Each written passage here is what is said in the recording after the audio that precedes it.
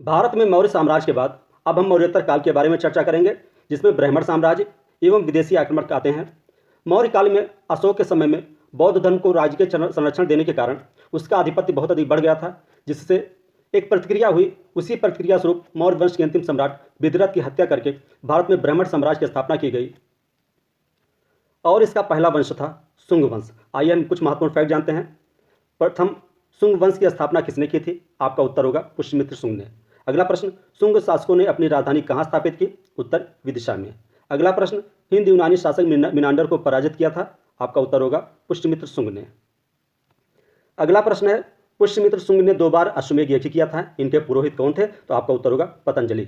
अगला प्रश्न, मौर्य सम्राट अशोक द्वारा बौद्ध धर्म के प्रचार प्रसार के फलस्वरूप हरास हुए हिंदू धर्म को पुष्यमित्र शुंग ने पुनर्जीवित कर दिया और संस्कृत भाषा का पुनरुद्धार किया।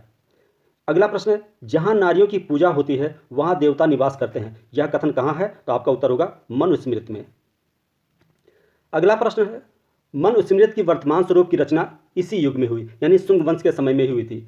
अगला प्रश्न है, शुंग वंश के शासक भागभद्र या भागवत के शासनकाल में तक्षशिला के यवन शासक एंटियालकिड्स का राजदूत हेलियोडोरस विदिशा में वासुदेव के सम्मान में गरुड़ स्तंभ स्थापित किया। यह महत्वपूर्ण प्रश्न है। गरुड़ स्तंभ स्थापित किया हेलियोडोरस ने। ये किसका राजदूत था? एंटियालकिड्स का था। नेक्स्ट प्रश्न है, अंतिम शुंग वंश का अंतिम शासक कौन था? आपका उत्तर होगा देवभूत। उसके बाद देवभूत की हत्या करके कंड वंश की स्थापना हुई भारत में। यह दूसरा ब्राह्मण साम्राज्य था। अब हम कंड वंश के बारे में कुछ महत्वपूर्ण फैक्ट देख लेते हैं। कंड वंश जो 75 से 30 ईसा पूर्व तक था। शुंग वंश के अंतिम सम्राट देवभूत की हत्या करके इस वंश की स्थापना वासुदेव ने की थी। कंड वंश का अंतिम शासक सुशर्मा था। अब हम सातवाहन वंश के बारे में देखते हैं। ये भी ब्राह्मण वंशी था। ये लगभग 300 सालों तक लगातार निर्बाध रूप से भारत में शासन करता रहा। इसके कुछ महत्वपूर्ण फैक्ट, सातवाहन वंश के शासकों को दक्षिणाधिपति तथा इनके द्वारा शासित राज्य को दक्षिणापथ राज्य कहा गया है। सातवाहनों का मूल निवास कहाँ माना जाता है? तो आपका उत्तर होगा महाराष्ट्र का प्रतिष्ठान। नेक्स्ट प्रश्न है, सुशर्मा की हत्या कर सातवाहन वंश की स्थापना किसने की? आपका उत्तर होगा सिमुक ने। अगला प्रश्न है, सातवाहन शासकों ने अपनी राजधानी कहाँ स्थापित की? उत्तर प्रतिष्ठान औरंगाबाद। अगला प्रश्न, सातवाहन राज्य ने उत्तर और दक्षिण के बीच एक सेतु का काम किया था, क्योंकि इसकी स्थापना दक्षिण भारत में हुई थी, यानी महाराष्ट्र में हुई थी, और उत्तर भारत को बीच नहीं जीता था। ये पूरा दक्षिण भारत और उत्तर भारत को मिलाकर एक तरह से सेतु का काम किया था। अगला प्रश्न है, सातवाहनों की राजकीय भाषा प्राकृत थी और लिपि इनकी ब्राह्मी थी। अगला प्रश्न है, सातवाहन वंश का प्रथम योग्य शासक कौन था? तो ये सातकर्णी था, सातकर्णी प्रथम। अगला प्रश्न, सातकर्णी प्रथम ने 2 अश्वमेध यज्ञ तथा 1 राजसूय यज्ञ किया था। नेक्स्ट है, नासिक लेख का संबंध किससे है? तो आपका उत्तर होगा सातकर्णी प्रथम से है। नेक्स्ट है, सातकर्णी प्रथम ने मालव शैली की गोल मुद्राएं तथा अपनी पत्नी के नाम पर रजत मुद्राएं उत्कीर्ण करवाई थी। नेक्स्ट है, अगर प्रारंभिक सातवाहन राजाओं के युद्ध में सातकर्णी प्रथम था तो शांत में हाल महंतम था। नेक्स्ट है, प्राकृत भाषा में गाथा सप्तशती एक पुस्तक का नाम यानी काव्य है, इसकी रचना किसने की थी? आपका उत्तर होगा हाल ने। यह सातवाहन सम्राट था। अगला प्रश्न है, विरत कथा के रचयिता गुणाढ्य थे तथा क्रांतक नामक संस्कृत व्याकरण के लेखक सर्ववर्मन थे। अगला प्रश्न है, सातवाहन वंश का सबसे शक्तिशाली शासक कौन था? तो आपका उत्तर होगा गौतमीपुत्र सातकर्णी। ये 106 से लेकर 130 ईस्वी तक था। अगला प्रश्न, गौतमीपुत्र सातकर्णी की विजय के बारे में जानकारी कहाँ से मिलती है? इनकी माँ थी, उन्होंने बलश्री थी, कि नासिक प्रशिष्ट से इनके बारे में जानकारी मिलती है। अगला प्रश्न है, क्षारात्र वंश के शासक नहपान पर विजय किसने प्राप्त किया था?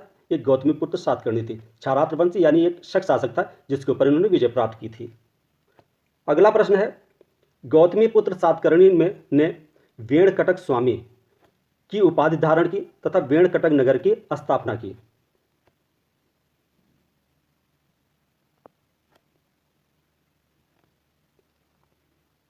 अगला है, किस सातवाहन शासक ने सर्वप्रथम आंध्र प्रदेश पर विजय प्राप्त किया? तो यह था गौतमीपुत्र सातकर्णी। इन्होंने सबसे पहले आंध्र प्रदेश पर विजय प्राप्त। गौतमीपुत्र सातकर्णी का बेटा था, यह था वशिष्ठीपुत्र पुलमावी। सबसे पहले इसी ने आंध्र प्रदेश पर विजय प्राप्त किया था, इसीलिए इसको प्रथम आंध्र सम्राट भी कहा जाता है। प्रथम आंध्र सम्राट किसको कहा जाता है? तो ये कहा जाता है वशिष्ठीपुत्र पुलमावी को, क्योंकि इन्होंने सबसे पहले आंध्र प्रदेश जीता था।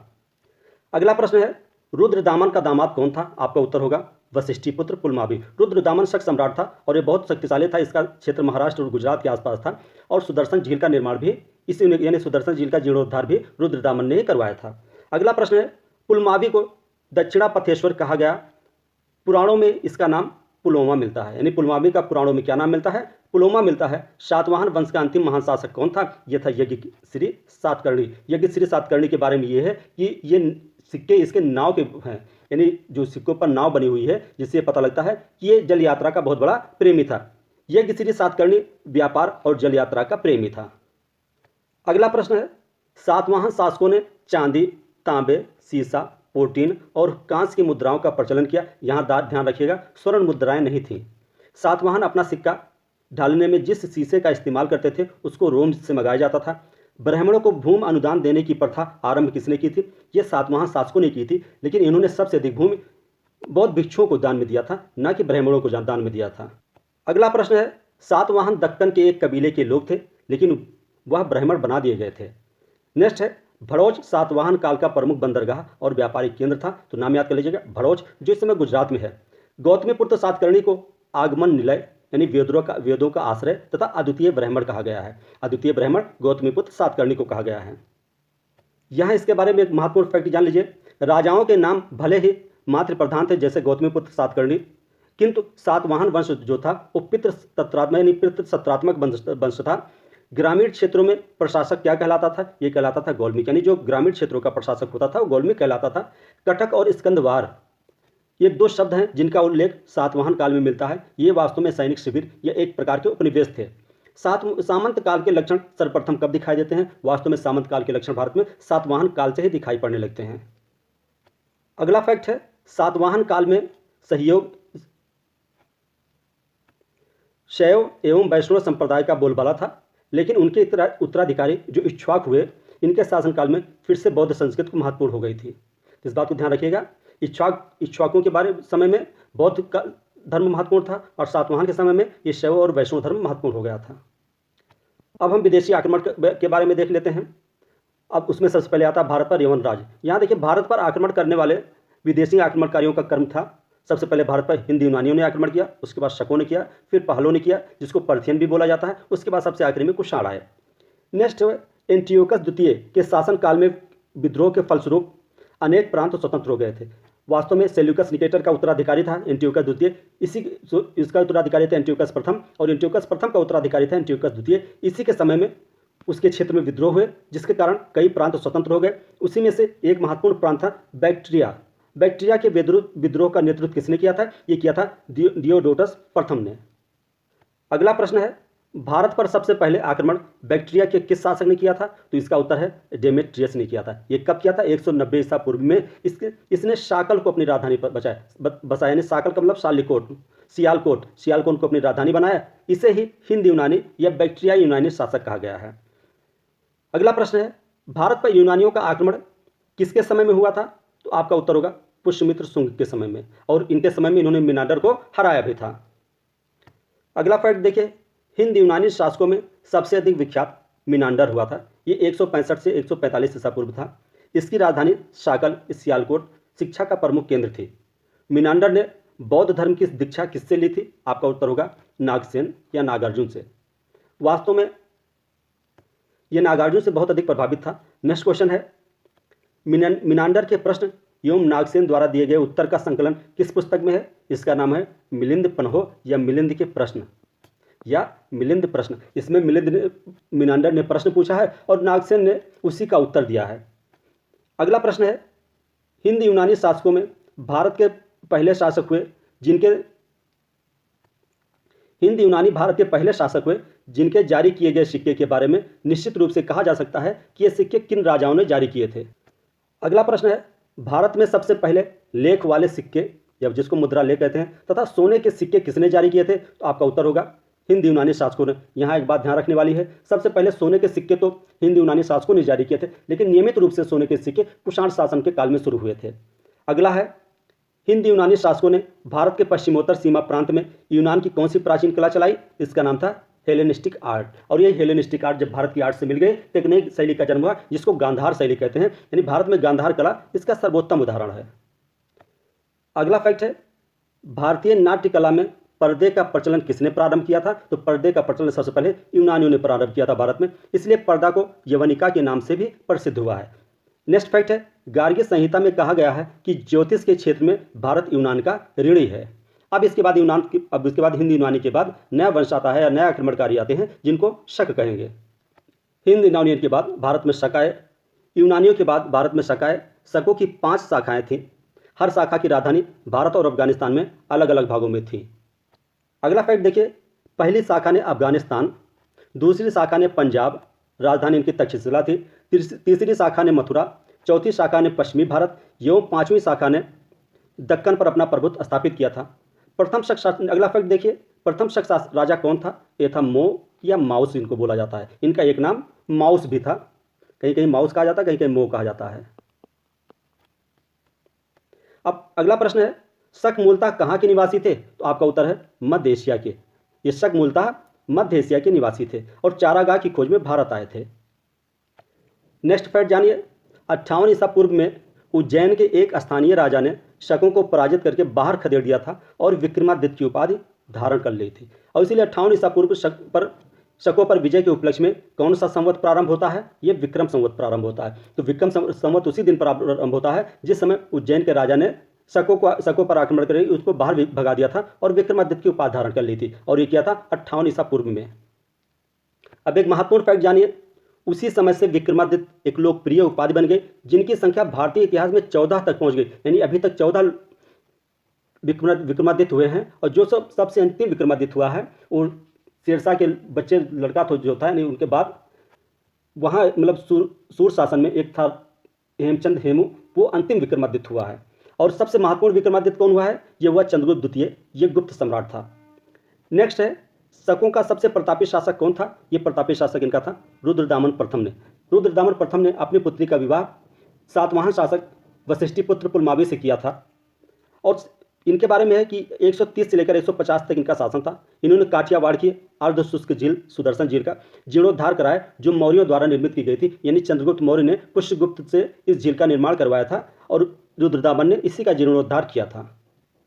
अगला प्रश्न है, संस्कृत भाषा में प्रथम अभिलेख, ये गिरनार का अभिलेख था और ये बहुत बड़ा अभिलेख था। ये जारी करने वाला शासक कौन था? ये था रुद्रदामन प्रथम। वास्तव में रुद्रदामन प्रथम संस्कृत का बहुत बड़ा प्रेमी था और इसी ने भारत में सबसे पहले संस्कृत के अभिलेख जारी किया था, जिसको गिरनार का अभिलेख कहते हैं। अगला है, भारत में शक राजा अपने आप को क्या कहते थे? तो छत्र बोलते थे, यानी छत्र प्रणाली की शुरुआत शकों के काल में शुरू हुई। अगला है, इस वंश का अंतिम शासक कौन था? तो आपका उत्तर होगा रुद्र सिंह तृतीय। रुद्र सिंह तृतीय इस वंश का अंतिम शासक था और गुप्त शासक चंद्रगुप्त द्वितीय ने इसी को पराजित किया था, और इसी के पराजित करने के बाद उन्होंने चांदी के सिक्के डलवाए थे और विक्रमादित्य की उपाधि धारण कर ली थी। अब इसके आगे हम पहलो या पर्थियन वंश के बारे में देख लेते हैं। पर्थियाई या पहलो कहाँ के मूल निवासी थे? तो आपका उत्तर होगा ये ईरान से आए थे। पहलो वंश का सर्वाधिक शक्तिशाली शासक कौन था? यह था गोंडो फर्निस। ये 20 से लेकर 41 ईस्वी तक, ईसा पूर्व तक था। ये ईसा पूर्व होगा, ईसा पूर्व। अगला प्रश्न है और बहुत महत्वपूर्ण है। इस प्रश्न में इस बात को ध्यान रखिएगा कि यहाँ एक ईसाई धर्म का प्रचार करने के लिए भारत में सेंट थॉमस आए थे, और ये किसके समय में आए थे? ये पहलो वंश के समय में आए थे और ये गोंडो फर्निस के समय में आए थे। तो कभी कभी ये पूछा जाता है ईसाई धर्म का प्रचार करने के लिए भारत में सेंट थॉमस कब आए थे? तो गोंडो फर्निस के समय में आए थे, और गोंडो फर्निस ने बौद्ध धर्म ग्रहण कर लिया था, पहलों ने बौद्ध धर्म ग्रहण कर लिया था। पहलो वंश का वास्तविक संस्थापक कौन था? तो मिथ्रेडेटस थे, मिथ्रेडेटस प्रथम था। अब अगला वंश कुषाण वंश आता है। इसमें महत्वपूर्ण फैक्ट देखिए, कुषाणों को यूची या तोखरी भी कहा गया है। इनका मूल निवास स्थान चीन के पास चीनी तुर्किस्तान था, वहाँ के मूल निवासी थे। वास्तव में यूची 5 कबीलों में बटा हुआ था, यानी 5 कुलों में बटा हुआ था। उसी में से एक कुल थे कुषाण। कुषाण वंश का वास्तविक संस्थापक कौन था? तो कुशाल वंश का संस्थापक कुजुल कड़फिसस था। संस्थापक था कुजुल कड़फिसस। नेक्स्ट है, कुषाणों की प्रथम राजधानी पुरुषपुर या पेशावर थी तथा द्वितीय राजधानी इन्होंने मथुरा को बनाई थी। सर्वप्रथम किसने भारत में कुषाण सत्ता की स्थापना की थी? तो यह स्थापना किया था विम कड़फिसस ने। यहाँ ध्यान दीजिएगा, कुषाण वंश का संस्थापक कुजुल कड़फिसस था, लेकिन भारत में कुषाण वंश का संस्थापक विम कड़फिसस था। कुषाण वंश का महानतम शासक कौन था? यह था कनिष्क। कनिष्क इसका महानतम शासक था। ये 78 AD में भारत पर इसका शासन शुरू हुआ था। अगला फैक्ट जानिए, कनिष्क ने 78 ईस्वी में गद्दी पर बैठते समय कौन सा संवत चलाया था, जिसको आज भारत सरकार द्वारा भी प्रयोग किया जा रहा है? तो यह शक संवत। कभी कभी ये प्रश्न आता है भारत का राष्ट्रीय कैलेंडर कौन सा है, तो आपका उत्तर होगा शक संवत। अगला प्रश्न है, कनिष्क के समय में चौथी बौद्ध संगीत हुई थी, इसका आयोजन कहाँ हुआ था? ये कुंडलवन कश्मीर में हुआ था। इसकी अध्यक्षता किसने की थी? वसुमित्र शुंग ने की थी। और इसके उपाध्यक्ष कौन थे? इसके उपाध्यक्ष अश्व घोष थे। नेक्स्ट है, कनिष्क बौद्ध धर्म के किस शाखा का अनुयायी था? तो आपका उत्तर होगा महायान संप्रदाय का अनुयायी था। कनिष्क का राजवैद्य कौन था? इसका राजवैद्य आयुर्वेदाचार्य चरक थे। महाविभास सूत्र, जिसे बौद्ध धर्म का विश्वकोश कहा गया है, इसके रचयिता कौन थे? इसके रचयिता वसुमित्र थे। बौद्धों की रामायण, जिसको बुद्धचरित कहते हैं, इसकी रचना किसने की थी? ये कनिष्क के राजकवि थे अश्वघोष, उन्होंने इसकी रचना की थी। अगला प्रश्न है, भारत का आइंस्टीन किससे कहा जाता है? तो आपका उत्तर होगा नागार्जुन को। भारत का आइंस्टीन नागार्जुन को कहा जाता है। ये कनिष्क के दरबार में रहते थे। इन्होंने माध्यमिक सूत्र नामक पुस्तक लिखी और इसी माध्यमिक सूत्र में सापेक्षता का सिद्धांत दिया गया है, इसलिए इनको भारत का आइंस्टीन कहा जाता है। नेक्स्ट है, कुषाण वंश का अंतिम शासक कौन था? तो कुषाण वंश का अंतिम शासक वासुदेव था। वासुदेव किस धर्म का अनुयायी था? तो वासुदेव शैव और वैष्णव धर्म का अनुयायी था। अब अगला फैक्ट जानिए, चीनी शासकों के अनुरूप कुषाण राजाओं ने देवपुत्र जैसी उपाधियां धारण की। और अगला फैक्ट, रोम के अनुरूप कुषाण शासकों ने मृत राजाओं की मूर्तियां स्थापित करके और उनमें मंदिर बनवाने की प्रथा, जिसको देवकुल कहते हैं, इसका प्रारंभ किया था। भारत में द्वैध शासन प्रथा की शुरुआत सबसे पहले किसने की थी? तो आपका उत्तर होगा सबसे पहले कुषाणों ने द्वैध शासन प्रथा की शुरुआत की थी। अगला प्रश्न है, अरब सागर में चलने वाली मानसून हवा की जानकारी दी थी? तो सबसे पहले हिप्पालस ने दी थी। इसको याद कर लीजिएगा, बहुत महत्वपूर्ण है। मानसून की जानकारी सबसे पहले हिप्पालस ने दी थी। ये ईसा की पहली सदी में दिया था। अगला है, इस काल में बरबारी कम, ये सिंधु नदी के मुहाने पर था। अरिकमेडु, ये पूर्वी तट पर था। बेरी गाजा, जिसको भड़ोच कहते हैं, ये तीनों महत्वपूर्ण बंदरगाह थे, लेकिन सबसे महत्वपूर्ण ये भड़ोच वाला बंदरगाह था।